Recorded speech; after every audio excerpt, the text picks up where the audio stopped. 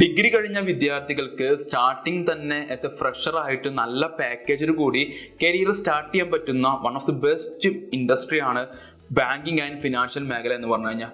പക്ഷേ നമ്മുടെ നാട്ടിലെ വിദ്യാർത്ഥികൾക്ക് ഇങ്ങനെ ഒരു മേഖലയെക്കുറിച്ചോ ഈ മേഖലയിലുള്ള ഇത്രയധികം പാക്കേജിനെ കുറിച്ചോ അവസരങ്ങളെ കുറിച്ചോ അറിയില്ല എന്നുള്ളതാണ് സത്യാവസ്ഥ.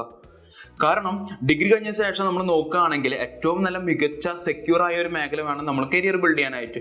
കാരണം അടുത്ത 2 വർഷം ആയിക്കോട്ടെ, 5 വർഷം ആയിക്കോട്ടെ, 10 വർഷം ആയിക്കോട്ടെ, സെക്യൂർ ആയ ഒരു മേഖലയിൽ കരിയർ ബിൽഡ് ചെയ്താൽ മാത്രമേ നമ്മൾ വിചാരിച്ച കരിയർ ഗ്രോത്ത് നമുക്ക് ഡിഗ്രിക്ക് ശേഷം നേടിയെടുക്കാൻ സാധിക്കുള്ളൂ. അതിൽ വരുന്നൊരു വെസ്റ്റ് മേഖല എന്ന് ബാങ്കിങ്ങിനെ പരിചയപ്പെടുത്താൻ കാരണം എന്ന് വെച്ച് കഴിഞ്ഞാൽ പറഞ്ഞില്ല, ഏത് ലോകത്തിലെ ഏത് രാജ്യങ്ങളിൽ പോയാലും തന്നെ സെക്യൂർ ആയിട്ടുള്ള മേഖലയാണ്. കാരണം ഒരു രാജ്യത്തിന്റെ തന്നെ സമ്പദ്ഘടനയെ താങ്ങി നിർത്തുന്ന ഒന്നാണ് ബാങ്കിങ് ആൻഡ് ഫിനാൻഷ്യൽ സെക്ടർ. നിങ്ങളൊന്ന് ആലോചിച്ച് നോക്കൂ, ബാങ്കിങ് മേഖല ഇല്ലാത്ത ഒരു കാലഘട്ടം ചിന്തിക്കാൻ പറ്റുമോ? ഇല്ല.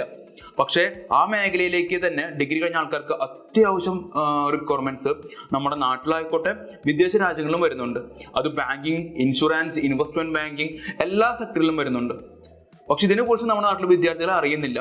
ഡിഗ്രി കഴിഞ്ഞാൽ നമ്മുടെ നാട്ടിൽ ചെയ്യുന്ന സ്ഥിരം മണ്ടത്തരം കാര്യം വെച്ചാൽ നേരെ ബാങ്ക് കോച്ചിങ് പഠിക്കുകയാണ്, അല്ലെങ്കിൽ ബാങ്ക് കോച്ചിങ്ങിന് വേണ്ടി സമയം മെനക്കെടുത്തുകയാണ്.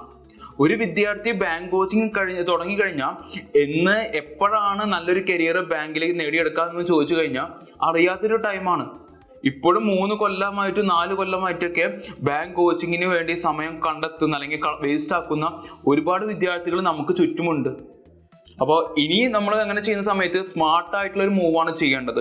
ആ സ്മാർട്ട് മൂവ് തന്നെ ഓപ്ഷനിലേക്ക് എന്ത് ചെയ്യാം, ബാങ്കിങ് സെക്ടർ തന്നെ ചൂസ് ചെയ്യാം. ഇന്ന് ബാങ്കിങ് സെക്ടർ നോക്കുകയാണെങ്കിൽ പ്രൈവറ്റ് സെക്ടറും വരുന്നുണ്ട്, അതുപോലെ തന്നെ നാഷണൽ സെക്ടറും വരുന്നുണ്ട്. നാഷണൽ സെക്ടറിൽ നോക്കുകയാണെങ്കിൽ ഇനി വരും വർഷങ്ങളിലൊക്കെ ആവുന്ന സമയത്ത് ഒരുപാട് ബാങ്കുകൾ മെർജായിട്ട് നമ്പർ ഓഫ് ബാങ്കുകളുടെ നാഷണൽ ബാങ്കുകളുടെ എണ്ണം കുറയുന്നുണ്ട്. പക്ഷേ പ്രൈവറ്റ് സെക്ടർ ബാങ്കുകൾ ഒരുപാട് കൂടിക്കൊണ്ടിരിക്കുകയും ചെയ്യാണ്. അതിനൊപ്പം തന്നെ ഇൻഷുറൻസ് കമ്പനീസ് ആയിക്കോട്ടെ, ഇൻവെസ്റ്റ്മെന്റ് മേഖലകളായിക്കോട്ടെ, ഇതെല്ലാം മാറിക്കൊണ്ടിരിക്കുകയാണ്. നമ്മൾ എന്നും കാണിക്കുന്നപ്പോൾ ന്യൂസുകൾ കാണുന്ന ആൾക്കാരാണ്.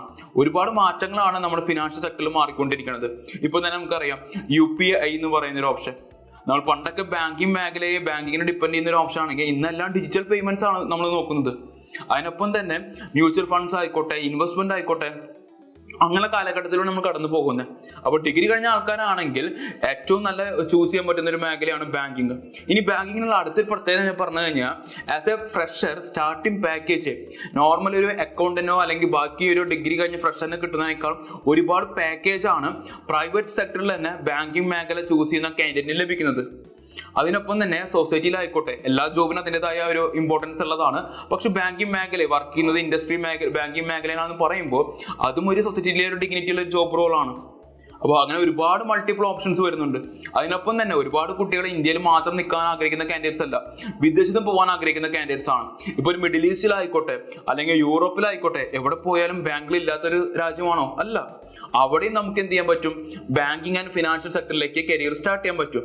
അപ്പൊ അതിനുവേണ്ടി നമ്മുടെ നാട്ടിൽ തന്നെ PG ഡിപ്ലോമ പ്രോഗ്രാംസ്, യങ് ബാങ്കേഴ്സിനുള്ള പ്രോഗ്രാംസ് നമ്മുടെ നാട്ടിൽ വന്നിട്ടുണ്ട്. പക്ഷെ നമ്മുടെ നാട്ടിലെ കുട്ടികൾ ഇപ്പോഴും അത് അറിഞ്ഞിട്ടില്ല എന്നുള്ളതാണ് സത്യാവസ്ഥ. അവരിപ്പോഴും ട്രഡീഷണൽ ആയിട്ടുള്ള ബാങ്ക് കോച്ചിങ്ങിന് പിന്നാലെ പോയിക്കൊണ്ടിരിക്കുകയാണ്. അപ്പൊ അങ്ങനെ ഇനി സമയം കളയാതെ എന്താണോ പണ്ടത്തെ ഇതിൽ ചെയ്യുന്ന ഓപ്ഷനിലേക്ക് മൂവ് ചെയ്യാതെ എന്താണോ ഇപ്പോഴത്തെ ട്രെൻഡിങ്, എന്താണോ ഇപ്പോഴത്തെ സ്മാർട്ട് ആയിട്ടുള്ള മൂവ്, എത്രയും കുറഞ്ഞ സമയം കൊണ്ട് ഏറ്റവും മികച്ച കരിയർ എങ്ങനെ എനിക്ക് നേടിയെടുക്കാൻ സാധിക്കും, അതിനുള്ള കാര്യങ്ങൾ മനസ്സിലാക്കി അതിനുള്ള ഏറ്റവും വൺ ഓഫ് ദി ബെസ്റ്റ് ഓപ്ഷനാണ് ഞാനിപ്പോൾ പറഞ്ഞ PG ഡിപ്ലോമ പ്രോഗ്രാംസ് ഒക്കെ വരുന്നത്, യങ് ബാങ്കേഴ്സ് പ്രോഗ്രാംസ് ഒക്കെ വരുന്നത്. അപ്പൊ അതിനെക്കുറിച്ച് മനസ്സിലാക്കി ആ മേഖലയിൽ കരിയർ സെറ്റാക്കാനായിട്ട് നിങ്ങൾ ശ്രമിക്കുക. എന്നാൽ മാത്രമേ നിങ്ങൾ വിചാരിച്ച സ്വപ്നം കണ്ട നല്ലൊരു കരിയർ നിങ്ങൾക്ക് നേടിയെടുക്കാൻ സാധിക്കുള്ളൂ.